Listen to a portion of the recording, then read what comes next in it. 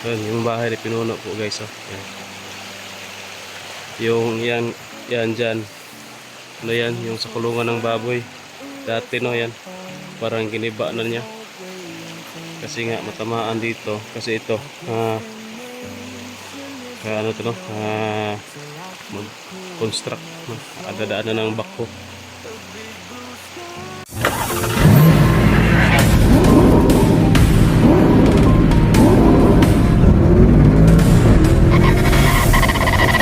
So far away from home. So hello, what's up po mga kaidol, no? Muli nagbabalik po Tatsuki Adventures TV. Nasa bahay po tayo ngayon mga kaidol. Hindi po tayo nakapag-explore kasi nga umuulan po, no? Kanina pa umuulan, hanggang ngayon makulimlim. Ayan, umuulan na naman. So hindi po tayo nakapag-explore, hindi po tayo nakalakad. Meron lang po tayo ngayong bibisitahin mga kaidol.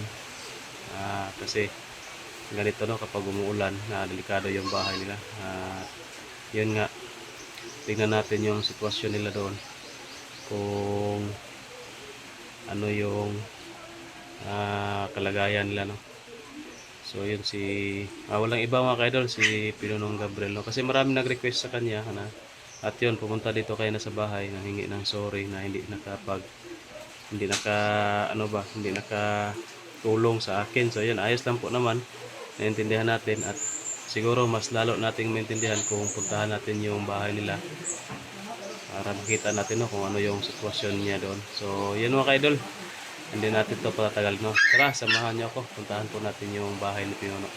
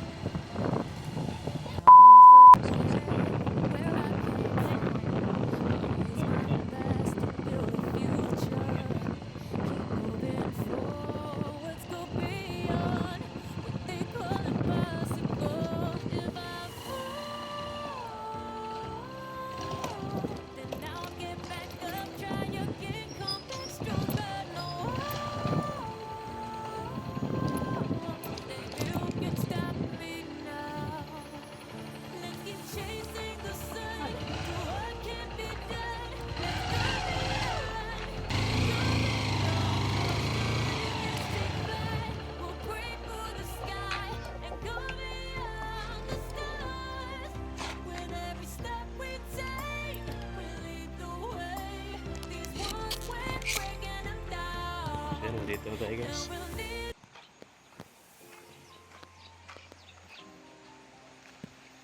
Model mo karo.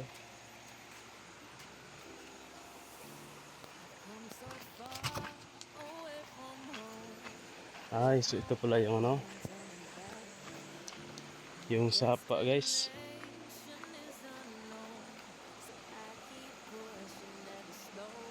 So construction sa sapa, no. Natamaan yung bahay ni Pinuno, kaya hindi siya makapa-explore dahil yan yung bahay ni Pinuno dyan, yan kailangan gibain kasi matatamaan siya, kailangan talagang gibain yan.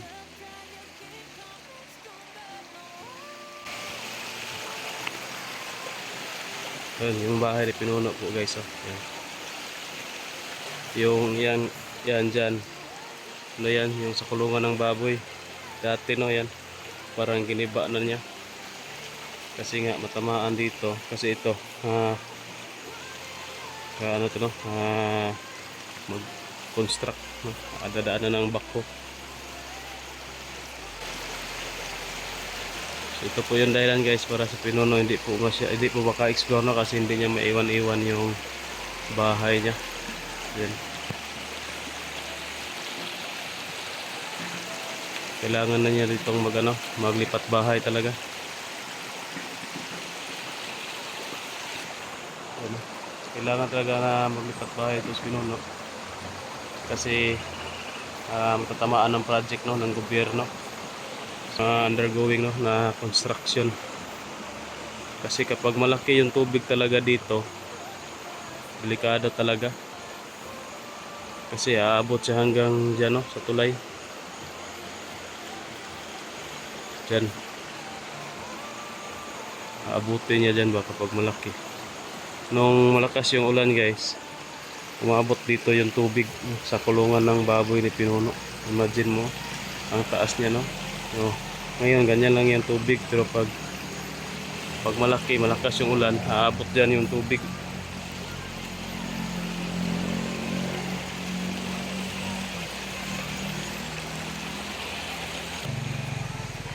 So yan,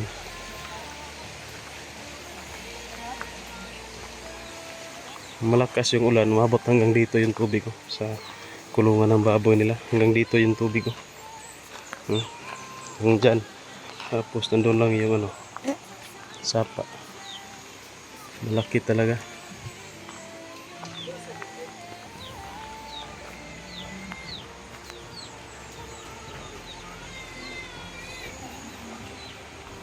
Ayo. So ito.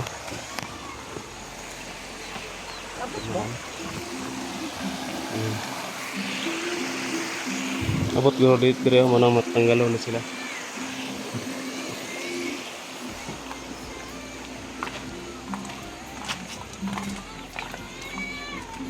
Hindi laki mo, baby. Si Pinuno. Si Pinuno. Ang lakaw ya, oy. Ang lakaw. So yan, umalis daw si Pinuno guys. Ito yung anak ni Pinuno. Cute cute. Yan. Yan ang baby Uy, so cute man da yan eh. Ang lakaw yun, laki ba na? Ada dyan. Nagkapilig-meeting sila. So yun po mga kalods marami po kasing na hindi nakatulong si Pinuno sa pag-rescue sa mga laga po. So yan maintindihan po natin kasi kailangan talaga unahin yung pamilya, sarili mong pamilya.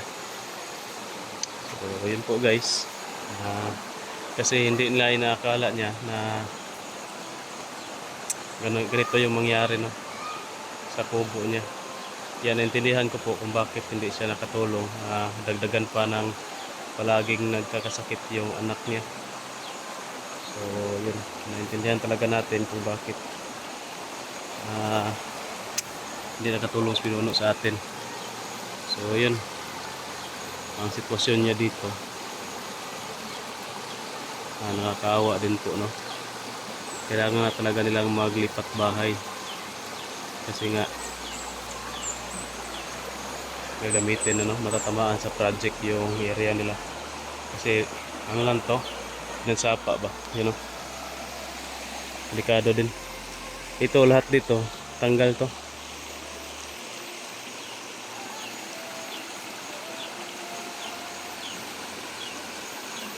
Ayun, inuumpisahan ng i-construct. Kaya kailangan talaga na lumipat na sila. Ano lang to, parang ang tawag yan, nung sabi nga ni Pinuno, parang gihangyo lang niya ba, no, na hindi muna gibain kasi wala pa silang lalipatan. Pinakiusapan lang niya muna para hindi magiba kasi wala pa silang bahay na malilipatan.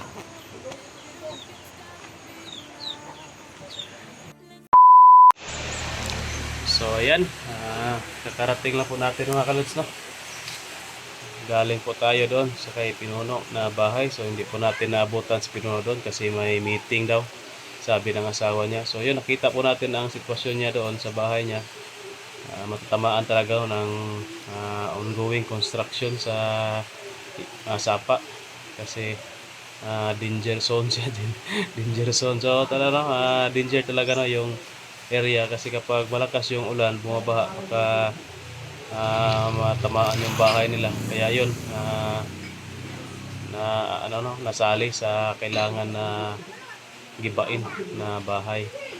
Kaya intindihan po natin na talaga si Pinuno na hindi response, no, sa mga request ninyo na tumulong sa atin. Kaya yun, parang parang ang tawag dyan, nagkasabay yung problema. Siyempre, yung pamilya mo talaga yung unahin mo, tapos dagdagan pa daw na palaging nagkakasakit yung bunso lang anak, no. Kaya maintindihan talaga natin kung ano yung sitwasyon nila. So yun, sa lahat po, no, ang tawag dyan, basta pasensyahan lang natin sa mga lahat ng nag-request pa na hindi nakapunta sa Pinuno doon sa pagtulong sa amin. Then pasensyahan nyo na lang po. Sana maintindihan nyo po, no, yung sitwasyon niya na ganun po yung nangyari. Kasi yun, nakikita naman natin sobrang talaga, no, kawawa yung sitwasyon nila. Kailangan pa niyang maglipat bahay talaga. Kaya yun, hindi natin naabutan. Pero kanina nandito siya sa bahay na pumunta nung nabalitaan niya na nakauwi na kami. At yun, humingi po ng dispensa sa hindi pagtulong, hindi nakatulong. So yan, naintindihan naman po natin. Lalong-lalo na nang puntahan natin yung bahay niya, yung area niya. Mas lalo nating naintindihan. Kasi dahil kung sa akin yun na sitwasyon, siyempre mas uunahin ko yung pamilya ko. Yan, family first before anything else, no. Hindi naman tayo sundalo na ang trabaho ang uunahin sa pamilya. Ang tawag yan, duty first before anything else. So ayun, naintindihan na po natin yung sitwasyon niya. Kaya yun lang po, no. Kasi marami kasing nag-comment sa kanya, nag-PM na kung bakit hindi nakatulong. So mas lalo po ninyong maintindihan kung mapapanood po ninyo ang video na ito. So yan, sa lahat po talaga, no, ng sitwasyon, sa lahat ng panahon, ay ang tawag dyan, din natin alam kung ano yung mangyayari. Hindi natin ma-predict, no. Kaya kailangan na magkaintindihan lahat, no, sa mga hunters, sa mga viewers. Ayun, kailangan magkaintindihan po tayong lahat at wala pong samaan ng loob. Yun, para happy tayong lahat. Ayos lang naman sa amin kasi siyempre tagumpay din po, no, yung mission. At may kanya-kanya po tayong priority. Kahit sa akin yung nangyari, yun din, unahin ko talaga yung pamilya ko talaga. So ito, yung next mission natin dito, sana maabutan pa natin, no, si Benny na buhay. Sana hindi nila tinuluyan kasi kawawa din yung tao na gusto magbubuhay. Abangan nyo mga kaidol yung video natin dyan.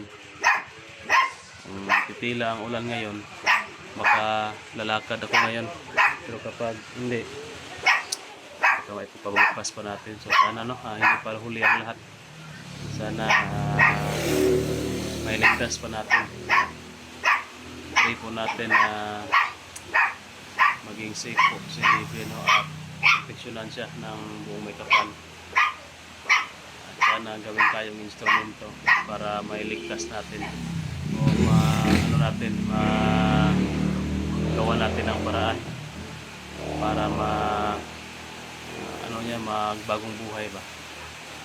So yun, shoutout nga po pala no sa lahat ng viewers natin, lahat ng sumusuporta po sa atin, lalo na sa Team Dakila. So yun, mega love shout out sa lahat ng supporters, hunters, at sa mga hindi pa nakasubscribe dyan, subscribe nyo na po yung channel natin. So bye bye muna, God bless.